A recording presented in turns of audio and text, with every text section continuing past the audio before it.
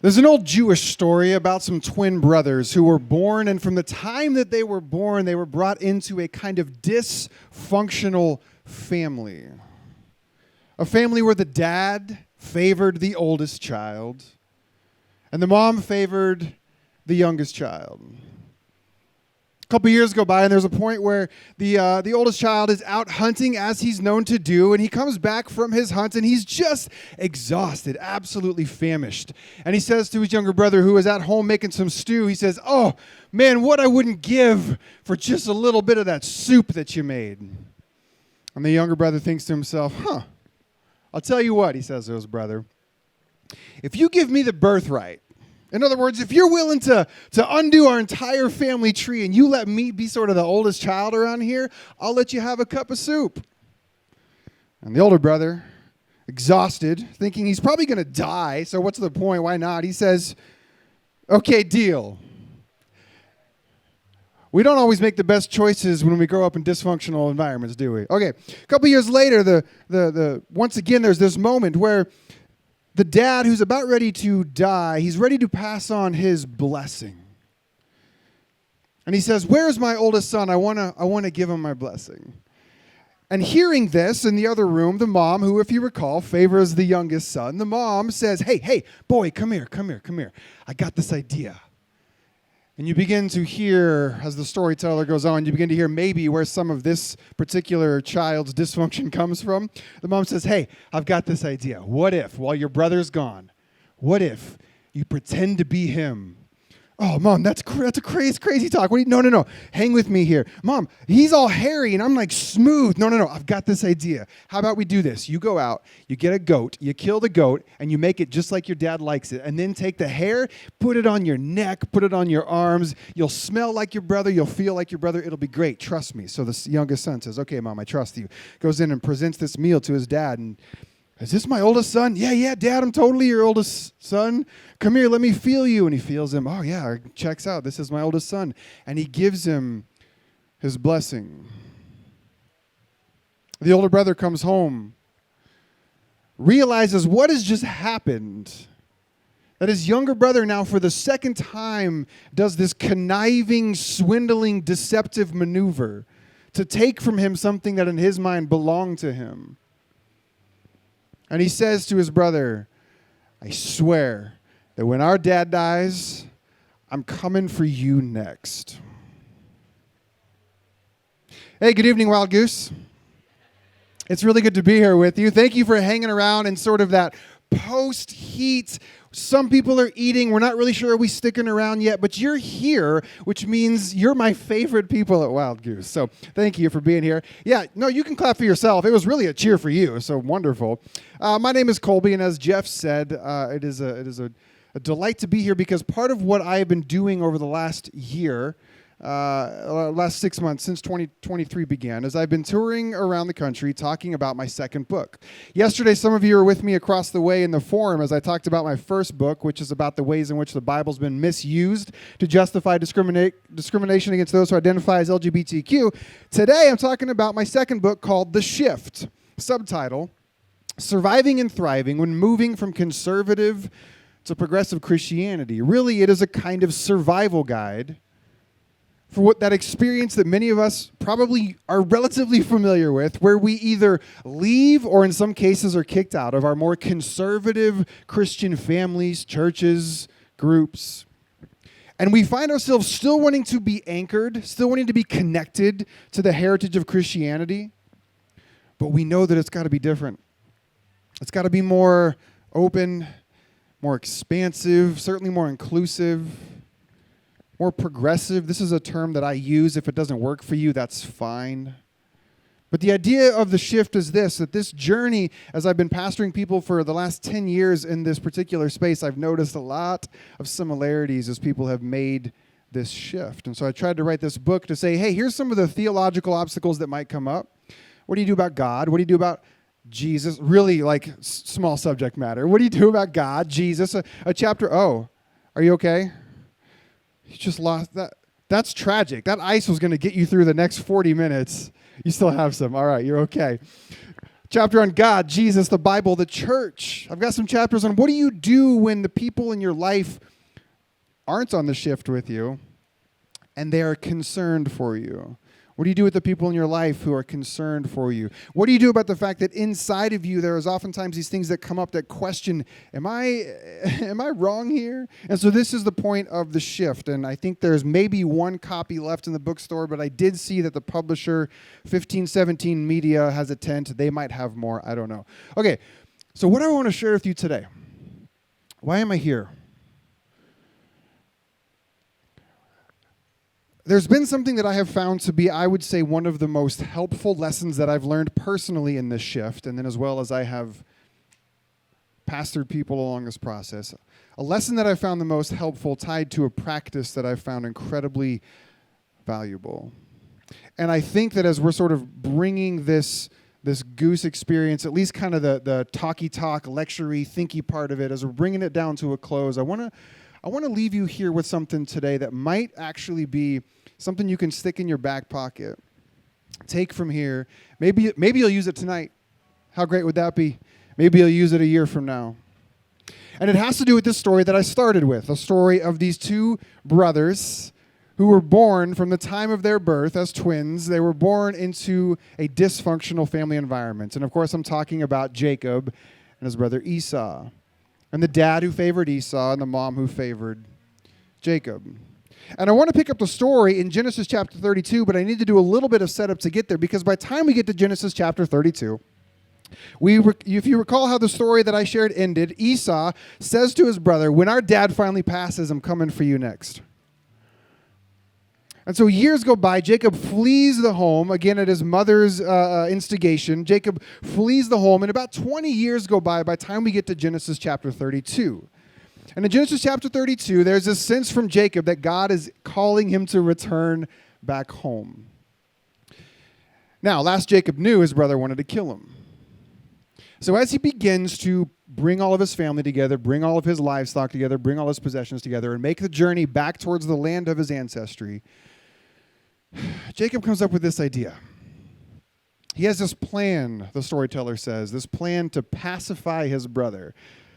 Quick side note, I love this plan because I identify as a type 3 on the Enneagram, and I love nothing more than to find any way to get out of taking responsibility for my actions and try and soothe things over with people that I've wronged. Okay, I think I lost some of you in the crowd. That's okay. I'm still a decent, no, I'm not a decent to you, but so I can totally relate to Jacob's plan to all right, I'm not quite ready to take responsibility for the ways in which I swindled my brother all those years ago, but I do have a way that I can pacify Esau. So here's his plan. I don't know if you remember this story, but here's his plan. Jacob takes all of his livestock, his goats, his camels, his sheep, and he puts them all together and he divides them into 3 groups.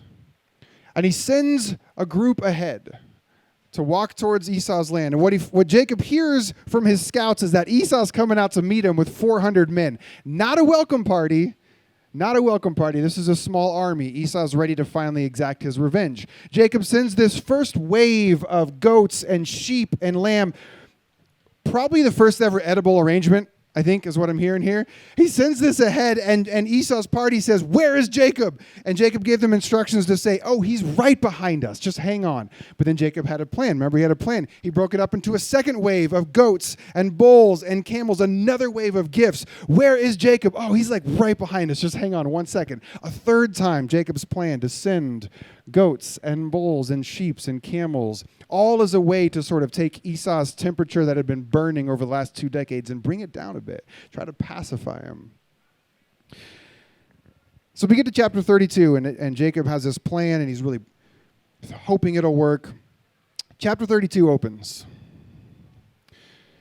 And the storyteller says that night, before the sun went down, Jacob crossed the Jabbok River. He brought his children. He brought his 2 wives, #biblical marriage. And he left them on one side of the Jabbok River, and then he crossed over himself to the other side, and he spent the night alone. Now, real quick, sometimes the greatest transformational moments in our lives They happen in contexts like this where we are surrounded by people and we get to feed off one another's energy and we get to be seen and we get to show ourselves to others and see them. And sometimes this is how deep transformation works. But isn't it true that sometimes some of life's hardest lessons, deepest gifts happen when we are all alone? So that night, Jacob goes to sleep alone, preparing for the next day to meet his brother for the first time in 20 years, hoping that his plan to pacify Esau was going to pay off. Then the storyteller says, out of nowhere, a man began to wrestle Jacob. All night long, this match goes on, which is a way to say it's kind of evenly matched. No one could outdo the other. Until at one point, the storyteller says this unnamed visitor does this kind of cheap shot at Jacob's hip and knocks it out of socket. As the fight goes on, there's a moment where the visitor requests that it all be ended, and Jacob says, "Not until you bless me." Just quick recap. Jacob's by himself. Someone comes out of nowhere, starts to fight him. They fight all night long. He gets a cheap shot, and the guy's like, "Can we be done with this?" And Jacob's response is, "Not until you bless me." What a strange response to someone who picks a fight with him. "Not until you bless me." And the unnamed visitor, this late night stranger, says, "What's your name?" And Jacob says, "My name is Jacob." And the unnamed visitor says, "Not anymore, it's not. From here on out, you shall be called Israel." Jacob responds with, "Okay, what's your name?" And the unnamed visitor seems almost perplexed at the question and just kind of ignores it. Like, what? Why are you asking me what my name is what the storyteller says. Why are you asking me about my name? That's the end of the fight. That's the end of the wrestling match. The sun comes up, and the storyteller says that Jacob, now known as Israel, called the place Penuel because, quote, "I have seen the face of God, and I have been rescued." Hebrew word for rescued, natsah, which literally means to be snatched away. I have been snatched away. I have been rescued. Another translation, I have been liberated.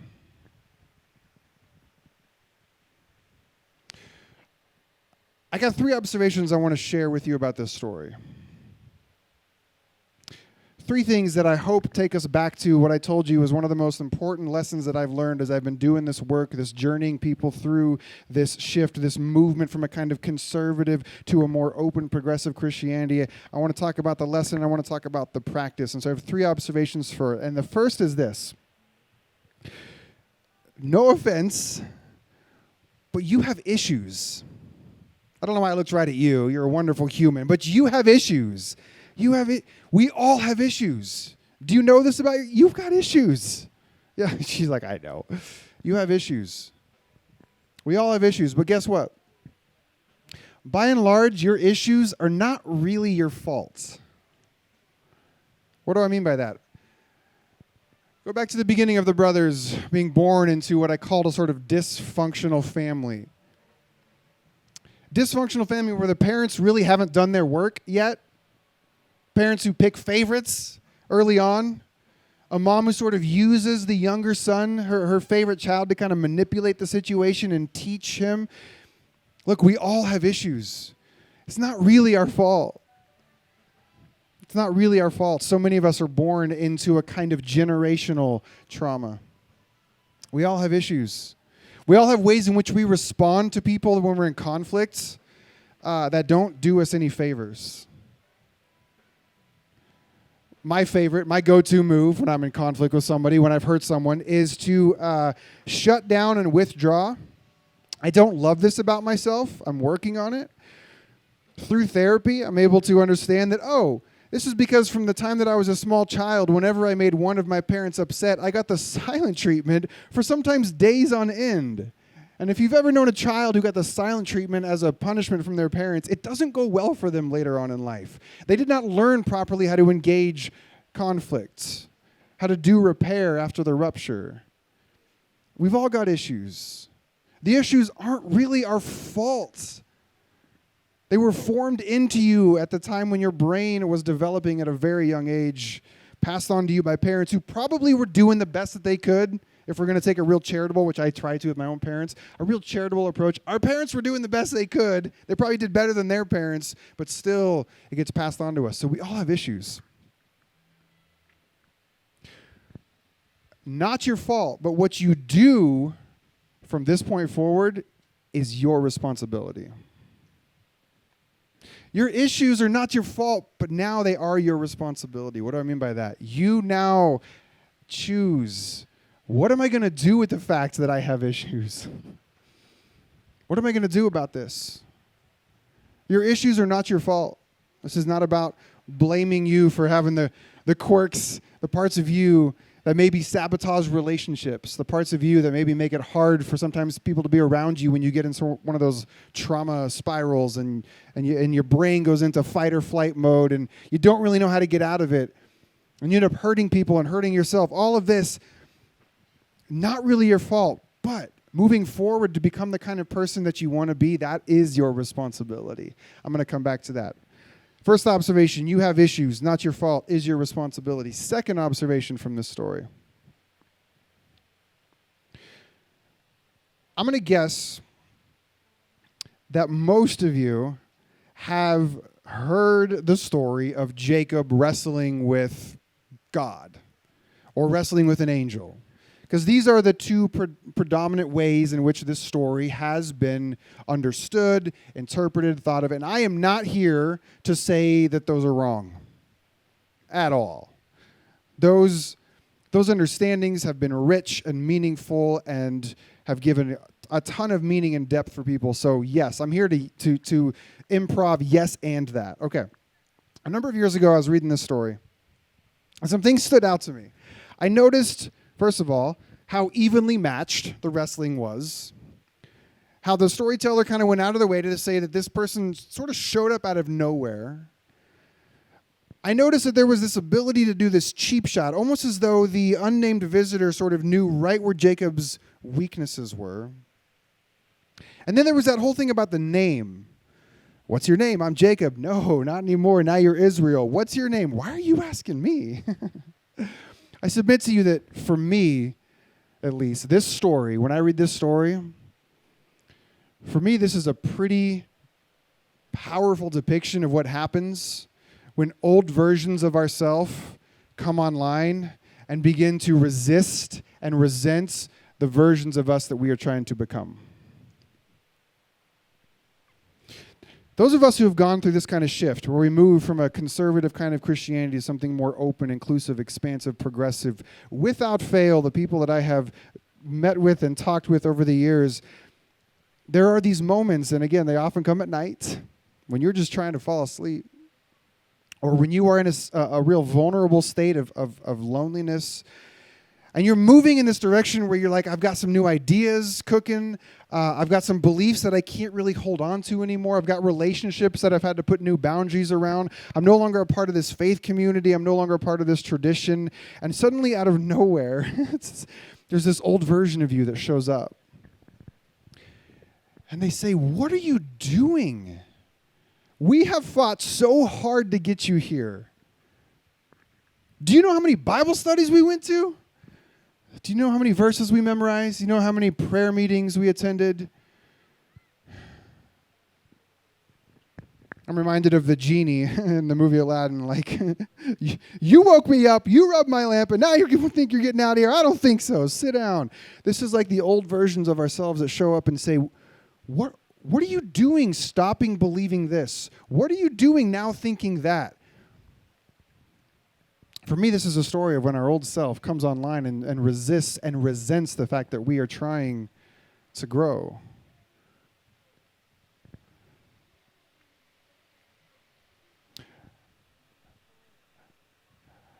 When Jacob is asked what his name is, and he says, my name is Jacob.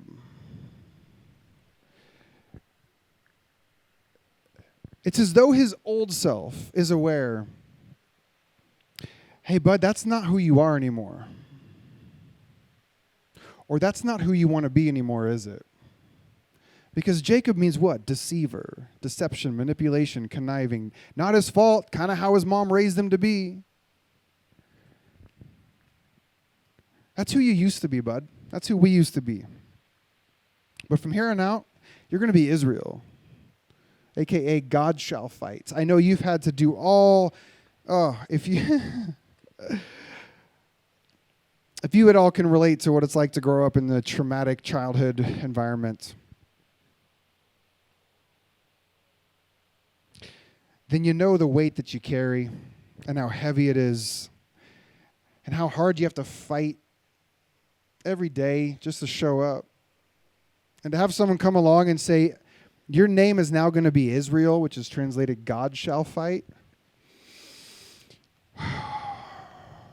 Jacob, buddy, what if you laid down your old tools? And these tools, if you've done trauma work, if you studied trauma, these tools, they saved your life. They kept you alive. When you were a young kid, you had to adapt. Of course you are the way you are. My friend says everyone is the way they is for a damn good reason. Like, of course you are that way. You had to survive. These tools you adopted along the way and got really good at, they kept you alive. But there comes a point later on where they don't serve you anymore. They're actually holding you back. Your name's not Jacob anymore. It's Israel. God shall fight. Set your tools down, bud. Set your tools down.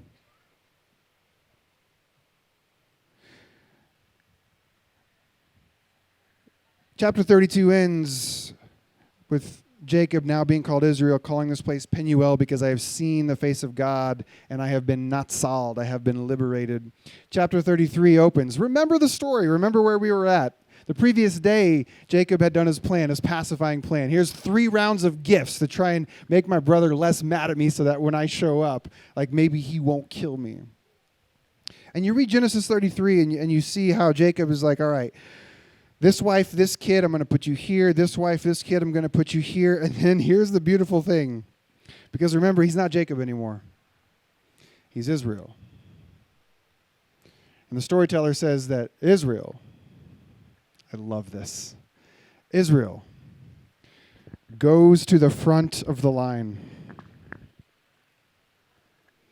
And he bows before his brother 7 times.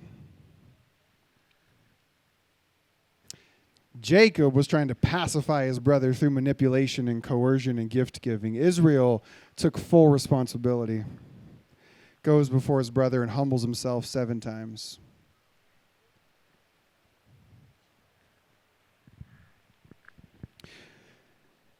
The third observation I have from this story,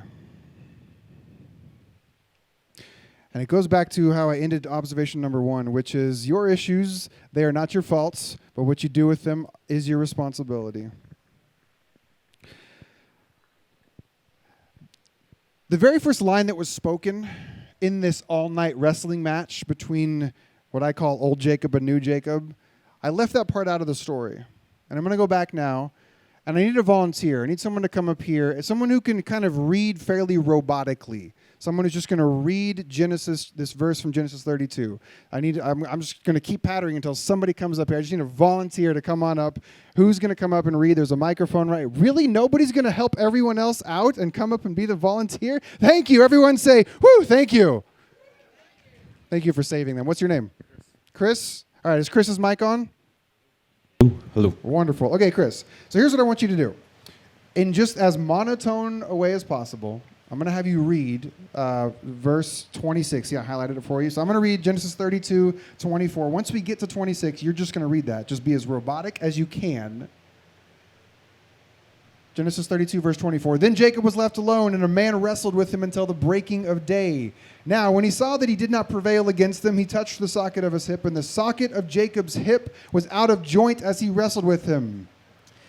And he said, let me go till the day breaks. Thank you, Chris. Everybody say thank you, Chris.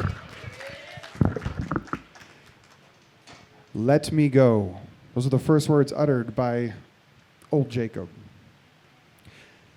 I suggest that oftentimes when we're reading this, even if we think of this as God or as an angel, what we envision is this. We envision this struggle. We envision this wrestling match. We envision this intense moment, and almost out of a sense of desperation or anger or pain, we hear this person say, "Let me go!" Right? This is sort of like, let me go. But what if instead we can hear it like this? Let me go. Remember, this is the old version of Jacob, and I want you to put your old version of yourself in here. Late at night, you're sitting there, you're laying there, you're trying to go to sleep, you're minding your own business, and suddenly this old you comes online and says, "What are you doing? Why are you questioning everything that we have built? Why are you prepared to throw it all away? You've lost everything. What are you doing?" Not only that, but the old self, they know the cheap shots to get you, don't they? They know right where to get you to knock your hip out of socket. You know your own weak spots, and you know the right thing to say just to get right under your skin. So you're minding your own business, and suddenly an old version of you comes online and questions everything. What are you doing? Why are you throwing it all away? And you fight and you wrestle, but there comes a point where I think, and I could be wrong. I'm wrong about a lot of things. Go buy my books. I think that maybe, even though it's the old version of you that starts the fight, that comes online with fear and panic and anxiety because what are you doing? Why are you throwing everything away? Even though it's the old version of you that starts the fight, eventually there comes a point where it's you that has to decide, what are you going to do about this? And I think the old version of you will come to this point where they say to you, "Hey, let me go. Let me go. Like, it's okay. It's okay." The subtext is, "I'm sorry I freaked out there for a little bit. I didn't know what I was doing. I lost myself. But let me go." This is the blessing. This is actually the blessing. You go back to the story. It's, "Let me go, for day is breaking." And Jacob says, "Not until you bless me." And for the longest time, I thought, what a strange response to "not until you bless me" for the old version of Jacob to say, "What is your name?" I didn't realize that, the name change right after "let me go" is the blessing. Jacob, this isn't you anymore. This isn't you. This thing that you've been wrestling all night long, that's not who you are, bud. And I know it's scary and I know it's hard, but hey, let me go. Let me go.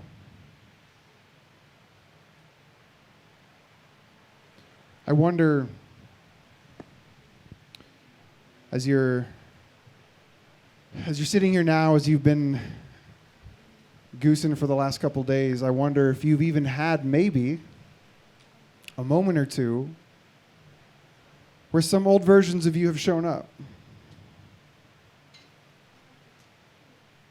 And maybe it wasn't this week, maybe it was last week, maybe it was 2 months ago, maybe it's sometime in the last year. You're just moving along, trying to find a more open, expansive, progressive version, or a way to do your faith that maybe isn't tied to some of your old beliefs anymore, and you're humming along, and you're thinking everything's going okay. What version right now of you can you find is the one that shows up most often that says, "What are you doing?" Is there a way that in this moment right now, and again, this is why I say this is a tool. I come back to this tool all the time. I'm going to tell you how I'm coming back to it here in a minute. This is a tool you can use because this is not a one-time thing.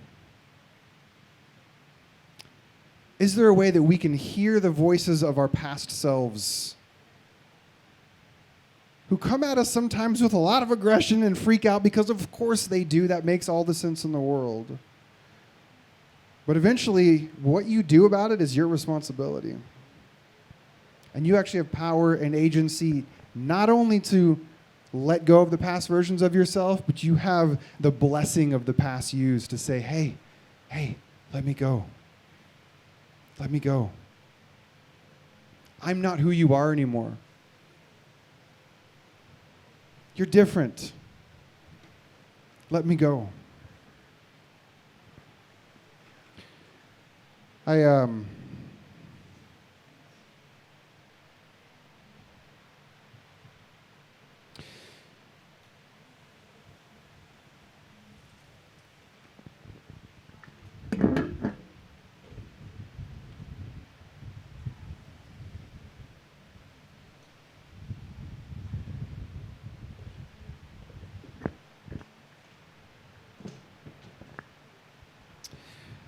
This last year has been a real year for me.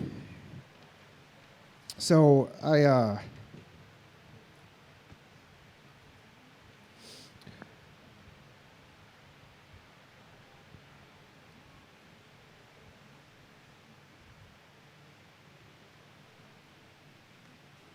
okay. Sorry, you didn't come here to hold my issues. So I've been a pastor for 20 years. And last fall, the church that I had helped start in San Diego, we decided to close down. Ultimately, we didn't survive COVID. So last fall was essentially the end of 20 years of pastoring for me. 4 weeks after making that decision to close the church down, my marriage also ended. So I'm in a season of life right now where for my entire adulthood, two of my primary identities are now off the table. I'm not a pastor anymore, not in the traditional sense, and I'm not a husband anymore.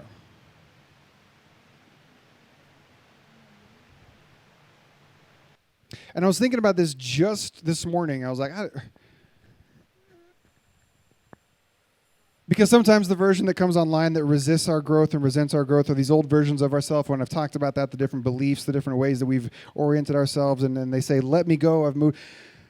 Sometimes, though, maybe it's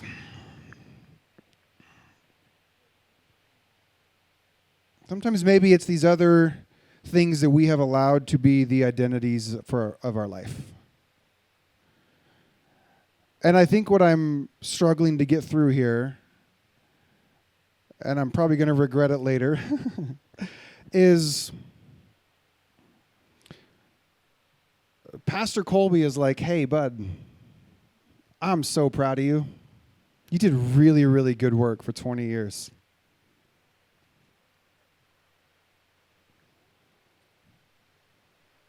And it's okay now to let me go.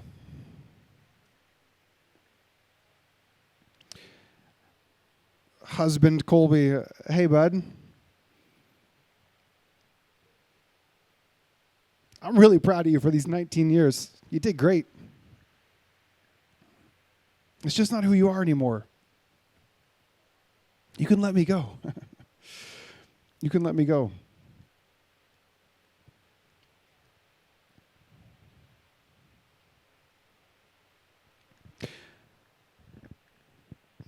There's one more detail I've left out of the story as Genesis 32 comes to a close. Remember the cheap shot that the old version of ourselves likes to do? Because they know right where to get us, right where it hurts the most. They know right how to get us to think we're a failure, right how to get us to think we're fallen, we're all these things. It knows right how to get us. Genesis 32 ends saying that, and for the rest of his life, Jacob, now Israel, he walks with a limp. He's got a bit of a hitch in his giddy-up because of the wound of this battle with his old self, of this letting go of his old self.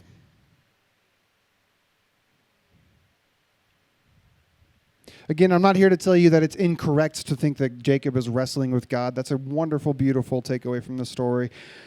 But it also ends up making me think that God then caused this wound that caused Israel to walk with a limp. And I don't know, there's something about that doesn't work for me. But what I do know to be true is that when you go through these shifts, when you go through these transformations, when you begin to lay down old versions of yourself, you are forever marked by that.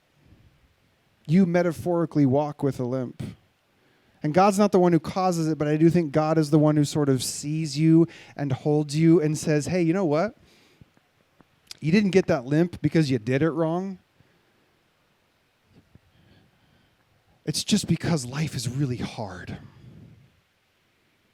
When I shepherd people through the shift, it's not about here's how to avoid ever getting hurt or ever struggling or ever suffering. it's not hard because you're doing it wrong. It's hard because it's hard. So the ways that we now walk with a limp, God is as though, I see that. And it just means you've seen some things. You've been through some things. You're forever different.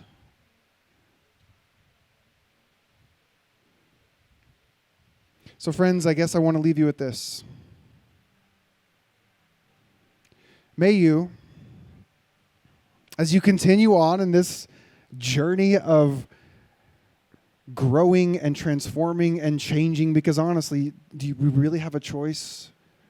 May you continue to grow and change and transform. And when these old versions of yourself show up and start to make you question everything, come out of nowhere and pick a fight with you,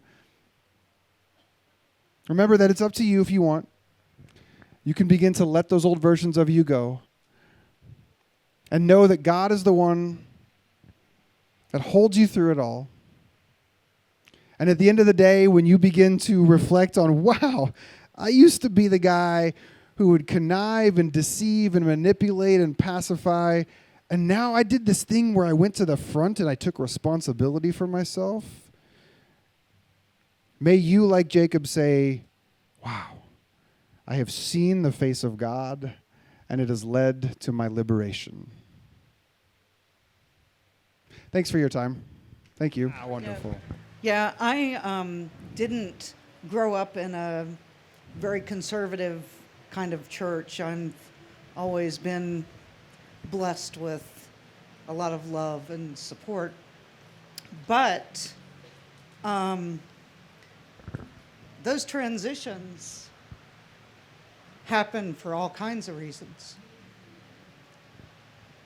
So there you go. Thank you for pointing that out. Yeah. Yes, thank you. You're right. Those transitions, and the only constant is change. And life, man, it takes us all sorts of places. You're right. It's not always this sort of real specific kind of closed, scary religion to open. Thank you for saying that. Thank you for bringing that up. What's your name, by the way? Thank you, Randy.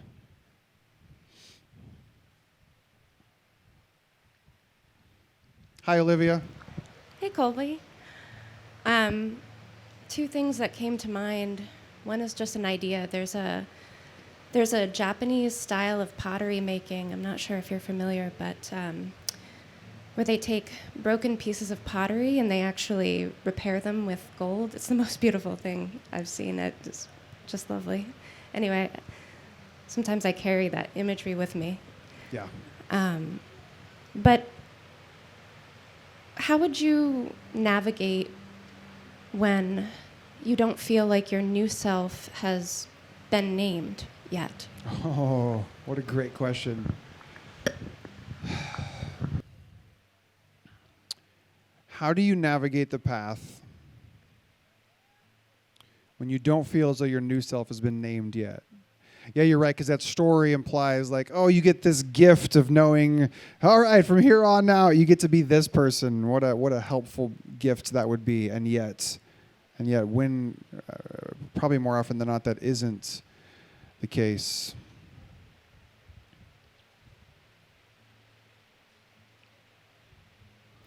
So,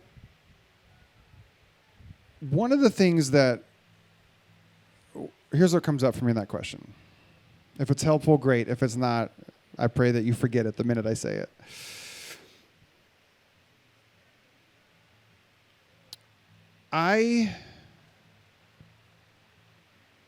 Michael Singer has this book, The Untethered Soul. And one of the things that he comes back to over and over again is the invitation to stay open. He says, nothing is worth closing your heart over. Nothing is worth closing your heart over. And I've taken that sentence and, this last year has been a real challenge to practice that, as I have wanted to get scared again, as I've wanted to retreat to the old version of Colby, as I've wanted to sort of give up on things. Nothing is worth closing your heart over, and it's back to this. So what comes up for me in that, Olivia, like, what do you do when you sense that you're not Jacob anymore? You know that's not who you are. You really do want to show up tomorrow and you want to take responsibility. Like, I really want to do that, but I don't yet know what my new name is or who I am. I think what I would say is stay open, because nothing is worth closing your heart over, and trust, as Marcus Borg likes to say, that the whole is good. The whole being WHOLE, the whole. Whatever is all of this is good. And there will come a point where you'll have some more clarity on whatever this new name is. But I think what I'm trying to say is, if we let there be a fear drive us where I'm not going to move forward until I know what my new name is yet, and we may not ever, we have to actually step in the Jordan River first, for the waters to begin to part. And so that's my long-winded way of saying, take the thing that I do with pretty much everything in my life, and it's this: stay open. How do you navigate when you don't know what your new name is yet? Stay open. But it's really freaking hard. I know, but nothing is worth closing your heart over. Nothing is worth closing your heart over. Stay open. Thanks, Olivia.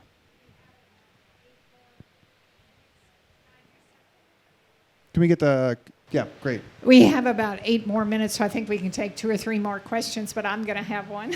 Yes. So Rob Bell talks about this kind of idea of like, that was the 9th version of myself, right? So that's repetitive iteration of, you were talking about my 4th version of myself. I'm at 13 now, so it's repetitive.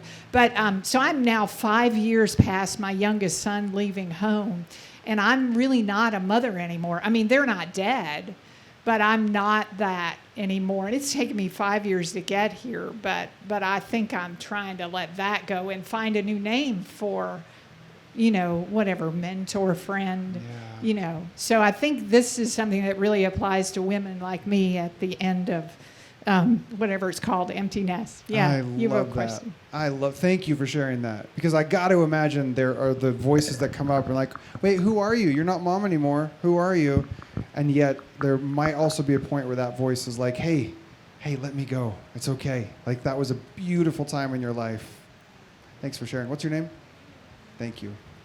Yes. I'm Craig, Hi, and Craig. I am a United Methodist pastor, and I'm just wondering from a perspective of how do you walk with people, whether they be parishioners or family or friends, who are on the earlier side of any of these shifts, who still sort of view the perspective of anything related to shifting is evil, wrong, whatever. And so you can't really walk them on a journey, because to them there is no journey to be walked. Yeah, great question. Okay, so the first thing I do is I remember that used to be me. Speaking of previous versions, that used to be me. Right? I was a really good evangelical pastor. I could really preach and scare the hell out of people. I really was committed to like this one way, this very narrow, I'm a recovering Baptist, this really narrow version of Christianity. So the first thing I do is I remember, that's me. Second thing I remember is, that's not me anymore. How did I get to where I am now? And usually, at the end of the day, I can be like, well, I read some books, I listened to some podcasts, I met some people. But I'm going to be honest with you, that final moment where you're like, I believe X, I believe X, I believe X, I don't believe X, I don't believe. Wait, what caused? I don't know. I'll be honest with you, I don't know. I try to keep that in mind. Like, what actually is the thing where we, 1 half second in our life, we believed a thing, and then suddenly the next half second. For me, I kind of do that thing where I'm like, grace? What a gift that I don't know that I have this new idea now. And I realized, hey, look, if that was a gift somehow that I stumbled into, or that came over me, however that makes sense. If it happened to me, it can sure as heck happen to them. The third thing I try to remember is this: I can't actually change anyone's mind. I can't. You can't. You can't change anyone's mind, is my belief. Again, I may be wrong. I don't think you can change anyone's mind, and yet people's minds do change. I mean, look at yourself. You're here. So try to remember that. It's not my job to change anyone's mind. I couldn't even do it if I wanted to. So then number 4, what does that mean? That means for me, What I try to do in my own life, and this is what I invite people who have that question to do, is to, and it's gonna sound real churchy for a second, but hang with me. Oh man, I'm regretting the next sentence I'm about ready to say. Live my life in such a way to where they might one day be curious about it. Which I suddenly am like triggered back to my evangelical days. You know what I mean? Like, if you just live pure, they'll be like, how do I not go to hell when I die? It never really happened that way. But I live in such a way that signals to them, this is really the point I'm making, that signals to them, hey, you know what I am now? I'm a non-judgmental, compassionate, safe person. Whenever you do have these moments where you begin to get close to your shift, you know you can come to me. That's it. That's it. Live your life in a way that makes it real clear. If you come to me, you're not going to get judgment. You're not going to get, ha, I told you so. You're going to get love and embrace and warmth. Because here's the fifth thing about that. Here's what's really true, is that the mind can't go where the heart is unwilling.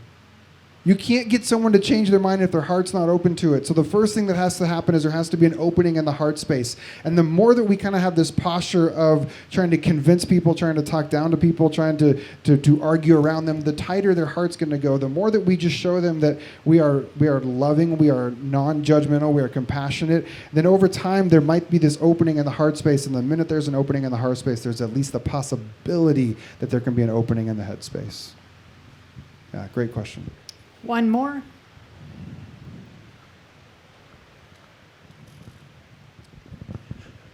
I'm Michael, and Hey, Colby Michael. just wanted to say thank you, because the theme on the surface is a shift toward a more progressive expression of Christianity. But the story that you told was an integrated package, deeply personal, deeply connected to your identity as pastor, as husband, and I know that several of us here listening today have been on that journey that is not a shift suddenly, but it's, as you said, it's a path.